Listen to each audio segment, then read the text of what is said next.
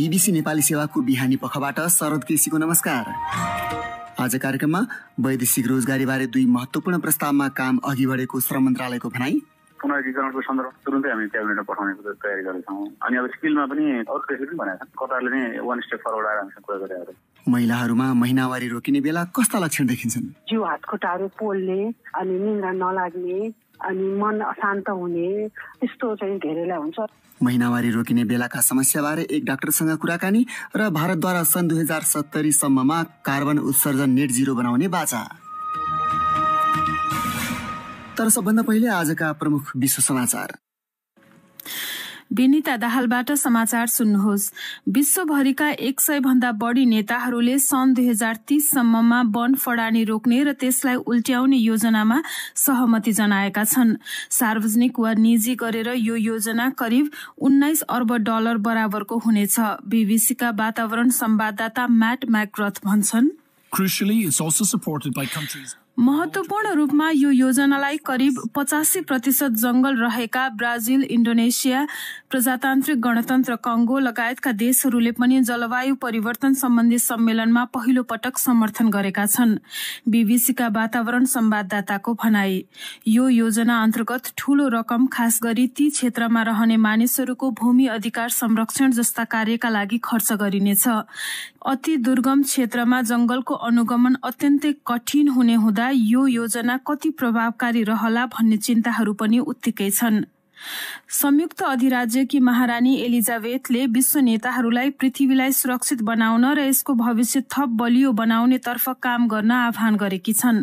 एउटा भिडियो सन्देश मार्फत उनले विश्व नेताहरूलाई राजनीति भन्दा माथि उठ्न र उनकै शब्दमा साँचो अर्थमा नेतृत्व कला देखाउन चुनौती दिएकी हुन्।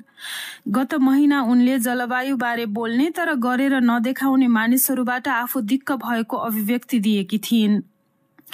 हरित गृह ग्यास उत्सर्जन धेरै गर्ने देश मध्येको एउटा भारतले पहिलो पटक कार्बन न्यूट्रालिटी अर्थात जति कार्बन डाइअक्साइड उत्सर्जन हुन्छ त्यति नै मात्रामा कार्बन डाइअक्साइड वातावरणबाट सोच्ने अवस्थामा पुर्याउने लक्ष्यप्रति प्रतिबद्धता जनाएको छ। तर भारतीय प्रधानमन्त्रीले त्यसका लागि सन् 2070 सम्म लाग्ने घोषणा गरेका छन्, जुन भनेको संयुक्त राष्ट्र संघले सिफारिस गरेको सन् 2050 भन्दा 2 दशक पछाडि हो। केही निराशा देखिए पनि सम्मेलनमा उपस्थित धेरैले मोदीले प्रस्तुत गरेका उद्देश्यहरू भने पहिला भन्दा अहिले निकै महत्वाकांक्षी रहेको बताए। ब्रेक्जिट पश्चात माछा मार्ने अधिकार बारेको विवादलाई लिएर युकेमाथि प्रतिबन्धहरू लगाउने घोषणा गरेको फ्रान्सले अन्तिम समयमा त्यसलाई पछाडि सार्ने निर्णय गरेको छ।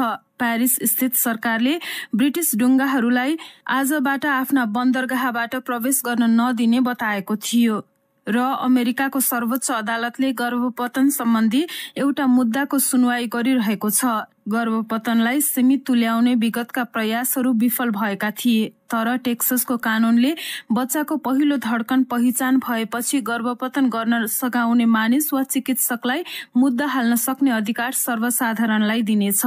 यो बीबीसी नेपाली सेवा हो।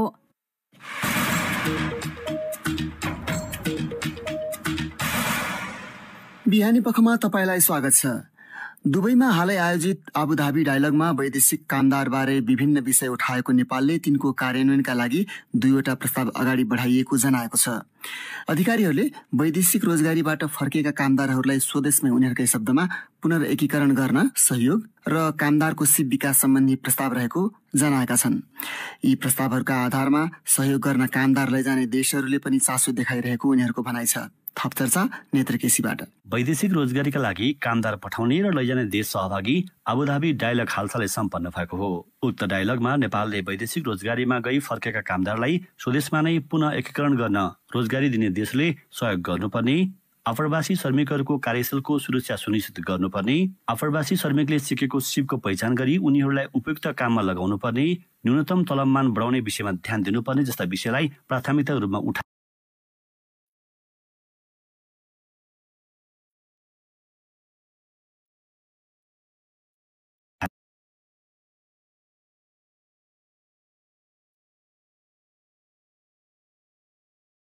भएको थियो।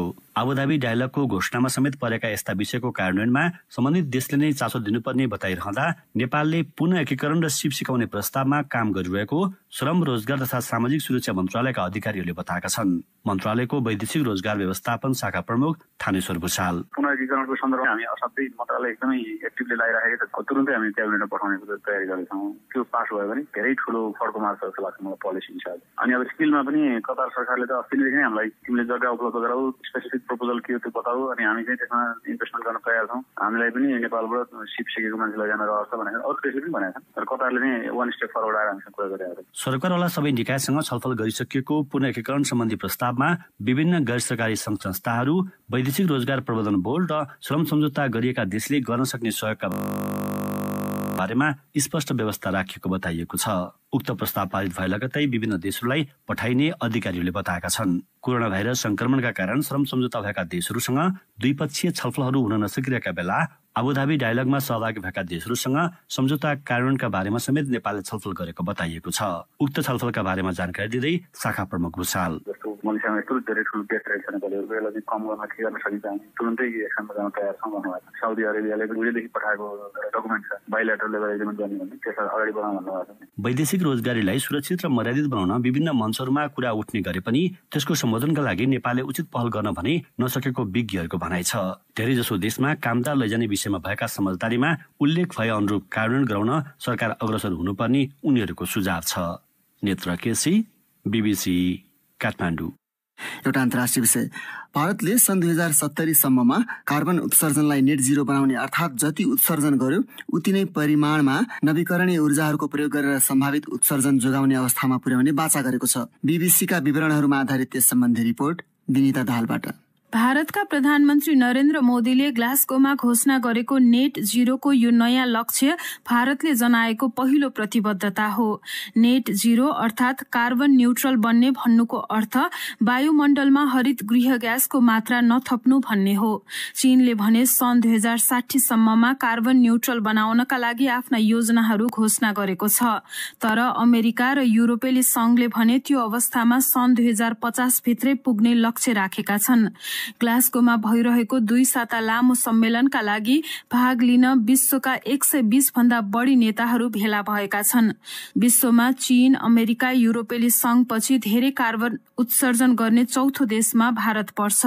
तर भारतको ठूलो जनसंख्याको अर्थ प्रति व्यक्ति उत्सर्जन भने अन्य ठूला अर्थतन्त्र भएका देशको तुलनामा निकै कम हुन्छ। भारतको लक्ष्यले ग्लास्गोमा विज्ञहरू र अभियान कर्मीलाई निराश तुल्याएको हुन सक्छ, तर मोदीले आफ्नो देशका मानिसलाई भने प्रभावित पारेको देखिएको छ। अब फेरि नेपालकै प्रसंगहरू। सड़क खण्ड पहिरोले भत्काएर आवागमन नै ठप्प भएपछि डोटी, अछाम र बाजुराका नागरिकहरू समस्यामा परेका छन्। धनगढी स्थित हाम्रा संवाददाता उम्मेद बागचनले वैकल्पिक बाटोको रूपमा 10 वर्ष अघि सेती लोकमार्गको निर्माण शुरू हुँदा त्यहाँका बासिन्दामा पलाएको आशा र निर्माण ठप्प हुँदा देखिएको निराशा समेटेका छन्। केआई सिंह राजमार्गको वैकल्पिक द्रुत मार्गका रूपमा अघि बढेको सेती लोकमार्गको निर्माण कार्य गत 4 वर्षदेखि ठप्प रोकिएको छ। केआई सिंह राजमार्गको यो रडुवा सडक खण्ड पहिरोले भत्काएका कारण 3 जिल्लाको यातायात सेवा बन्द भएपछि वैकल्पिक सडकको आवश्यकता खड्किएको हो। अछामको साँपेबगर नगर विकास समितिका पूर्व अध्यक्ष मोहन कुँवर, पहिरोका कारणले जनताहरूले समयमै औषधि उपचार गर्न पाइरहेका छैनन्, ओहोरदोहोर गर्न पाएका छैनन्। सेती लोकमार्ग आज बनेको भए हामीलाई यति अप्ठ्यारो हुने थिएन। सेती लोकमार्गको निर्माण कार्य पूरा नहुँदा अहिले मात्र होइन पटक पटक यस्ता संकटको सामना गरिरहेका छौं भन्छिन् करुणा जोशी। डोटी र अछामका जनतालाई इमर्जेन्सी केसहरूमा 12 घण्टा 13 घण्टा लागेर बाटोमै ज्यान गुमाउनु पर्ने अवस्था आउँछ। सेती लोकमार्ग बन्ने हो भने एम्बुलेन्सले 2-2.5 घण्टामै पनि हस्पिटल पुर्याएर मान्छेहरूको जीव ज्यान बाँच्ने धेरै सम्भावना हुन्छ। अछामको साँपेबगरका डबल बहादुर शाहलाई लाग्छ आफ्ना उत्पादनले राम्रो मूल्य पाउने आशालाई निराशामा बदलिदियो। किसानहरू जस्तो सुन्तला खेती, स्याउ खेती, आलु, काउली, विभिन्न किसिमका तरकारीहरू यहाँका किसानहरूले बजार पाएका छैनन्। अहिलेसम्म नबन्दाखेरि यहाँका जनताहरू असाध्य निराश छन्। सेती लोकमार्ग बौनिया सडक खण्डका निमित्त प्रमुख दमन विष्टको भनाई यस्तो छ। 117 किलोमिटर ट्र्याक ओपन भएको छ, 125 किलोमिटर ट्र्याक ओपन हुन बाँकी छ। बौनियादेखि ठुलीघाटसम्म 55 किलोमिटर अन्तर्गतको ठेक्कामा जंगलको चाहिँ इआई नभए पुनर्इआईको लागि ठेक्का लगाइसकेपछि पनि 3 वर्षसम्म रुख कटानको नभएको हुनाले प्रगति गर्न सकिएन। छिटो छरितो उपचार सेवा र आफ्ना उत्पादनले राम्रो मूल्य पाउने आशामा रहेका डोटी, अछाम, बझाङ र बाजुराका नागरिकलाई एक सातादेखिको सडक अवरोधले क्षति लोकमार्ग नभएकोमा आवश्यकता मात्र खड्किएको छैन, कतिपयलाई पीडा समेत भएको छ। उम्मेद बागचन्द, बीबीसी, धनगढी। अब अन्तिम विषय, महिनावारी रोकिने प्रक्रियामा थुप्रै महिलाहरू शारीरिक र मानसिक दुवै खालको समस्यामा हुने गरेको बताउँछन्। तर महिनावारी बारे खासै खुलेर कुरा नगर्दा दीर्घकालीन स्वास्थ्य समस्या देखा पर्ने गरेको चिकित्सकहरूको भनाइ छ। गत अक्टोबर महिनामा यस सम्बन्धी सचेतना फैलाउन विभिन्न कार्यक्रमहरू आयोजना गरिएका थिए। यसै सन्दर्भमा हामीले निसन्तान तथा हर्मोन रोग विशेषज्ञ डाक्टर उमा श्रीवास्तवलाई कुन उमेरको आसपास पुग्दा महिनावारी रोकिनु सामान्य हो र कस्ता लक्षण देखिन्छन् भनी सोधेका थियौं। कुनै कुनै महिलाहरूमा चाहिँ सुरु नै ढिला हुनेहरूको चाहिँ रोकिनु पनि ढिला भइरहेको हुन्छ। यसो हेर्दाखेरि 40 वर्षदेखि 50 वर्षको भित्रमा बन्द हुँदा धेरै समस्या नआउनु पर्ने हो। त्योभन्दा चाँडै जस्तो 35 वर्षदेखि महिनावारी ढिला हुँदै जाने, थोरै थोरै रगत हुने, पेट दुख्ने इत्यादि समस्याहरू सुरु भएको अवस्थामा चाहिँ अलि तकलिफ हुन्छ उनीहरूलाई। पछिल्लो समयमा चाहिँ यो महिनावारी रोकिँदाखेरि पनि कति महिलाहरू शारीरिक अथवा मानसिक तनावबाट गुज्रिने भन्ने सुनिन्छ। यो चाहिँ के कारणले? समस्या पहिला पनि थियो, अहिले देखा पर्न थाल्या हो कि समस्या पहिला पनि थियो? अब अहिले चाहिँ हामीले हर्मोनहरूको जाँचहरू गर्छौँ।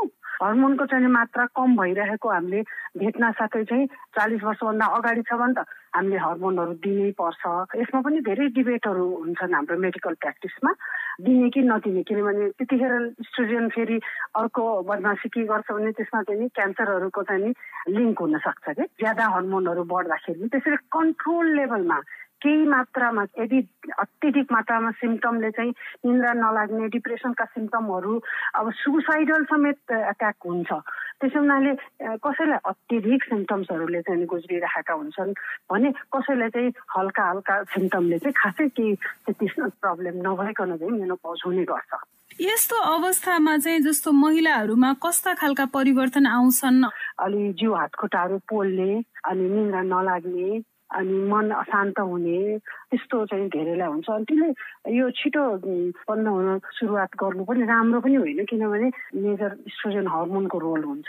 त्यो हर्मोन चाहिँ कम भएर गयो, डिम्बा उत्पादनमा चाहिँ निराश आउन थाल्यो भने त्यसले गर्दाखेरि हड्डीहरूमा पनि पाल पर्ने, यस्तो हामीले छिद्र हुने भनेर भन्छ नि, हो त्यस्तो चाहिँ फ्र्याक्चरहरू आउने। घरमा दिदी बहिनी अथवा आमा अथवा काकीहरूमा चाहिँ यो समस्या हुन सक्छ भनेर कसरी थाहा पाउने? घरको परिवारले नि ख्याल गर्नुपर्ने रहेछ नि त यो कुरा। धेरै जसो महिलाहरूले चाहिँ सेयर गर्दैनन्। केही महिलाहरूले चाहिँ भन्छन् आफ्नो दिदीबहिनीहरूलाई, हेर न मलाई जिउ हात खुट्टा कस्तो तातेको, मुख रनक्क पोलिरहेको छ, राति निन्द्रा पनि लाग्दैन, जिउहरू असाध्यै दुख्ने भइरहेको छ। त्यस्ता समस्याहरू जस्तो उनीहरूले आफैले नोटिस गरेको खण्डमा चाहिँ डक्टरकोमा गएर सल्लाह लिएर यो मेनोपजल कारणले हो कि या अरू केही कारणले हो भन्ने कुरा चाहिँ क्लियर गर्नु जरुरी हुन्छ। कति जसो त साइकियाट्रिक डक्टरकोमा पुगिरहेका हुन्छन्। यो त घर परिवारहरूले नबुझेको कारणले, शारीरिक समस्यालाई मानसिकसँग जोडेको कारणले र उसले पनि आफूले व्यक्त गर्न नसकेको कारणले हो। त्यस्ता खालका स्वास्थ्य समस्या आए भने चाहिँ त्यसको उपचार हुन्छ भन्नेमा ढुक्क भयो हुन्छ। यो समस्या चाहिँ रहिरहन्छ, किनभने यो तपाईँलाई मात्रै भएको होइन, तपाईँको आमालाई पनि छ, दिदीबहिनीलाई सबैलाई छ। त्यसको उपचार हर्मोन नै चलाइहाल्न पनि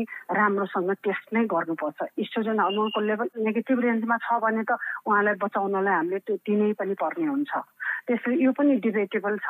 आजकल आयुर्वेदिक प्रिपरेसनहरू छन्, सप्लिमेन्टेसनहरू उहाँहरूलाई चाहिन्छ, भिटामिनहरूको जरुरत हुन्छ, ओमेगा 3 फ्याटी एसिडहरू यस्तो औषधिहरूको जरुरत हुन्छ। यिनीहरू सप्लिमेन्ट दिँदाखेरि फेरि उहाँहरूको यी सिम्टमहरू सन्तुलनमा आइहाल्छ। उनी थिइन् निसन्तान तथा हर्मोन रोग विशेषज्ञ डाक्टर उमा श्रीवास्तव विनिता दाहालसँग कुरा गर्दै।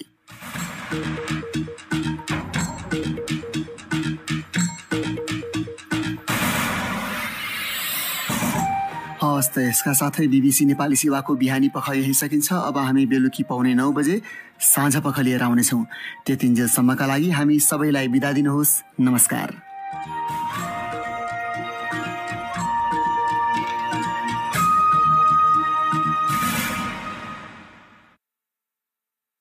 Present.